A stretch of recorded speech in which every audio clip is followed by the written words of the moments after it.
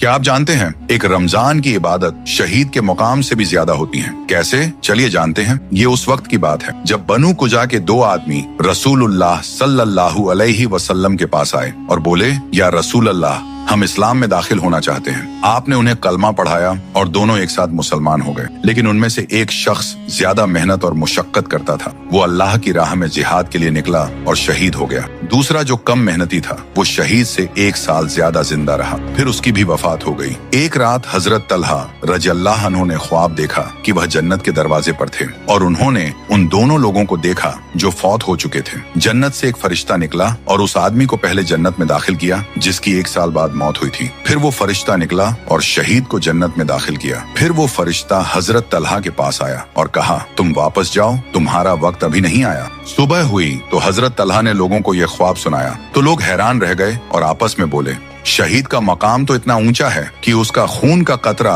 जमीन पर गिरने से पहले ही अल्लाह ताला उसकी मगफिरत कर फरमा देता है। ये बात रसूल सल्लल्लाहु अलैहि वसल्लम तक पहुंची और उन्हें पूरा वाकया सुनाया गया। तो आपने फरमाया, तुम्हें इस बात पर हैरानी क्यों हो रही है? लोगों ने कहा, या रसूल अल्लाह, पहला आदमी ज्यादा मेहनत करता था और वो शहीद हो गया, लेकिन दूसरे आदमी को पहले जन्नत में दाखिल किया गया। रसूल अल्लाह ने फरमाया, क्या वह 1 साल ज्यादा जिंदा नहीं रहा था? क्या उस पर रमजान नहीं आया और उसने रोजे नहीं रखे और उस साल उसने इतनी नमाजें नहीं पढ़ी? लोगों ने कहा, जी हाँ। फिर आपने फरमाया, उन दोनों के दर्जे में जमीन और आसमान से भी ज्यादा फर्क है, क्योंकि दूसरे ने एक रमजान ज्यादा इबादत की थी। ये है एक रमजान की फजीलत जो शहीद को भी पीछे कर दे। सुभान अल्लाह, अल्लाह हमें भी रमजान में इबादत करने की तौफीक अता फरमाए।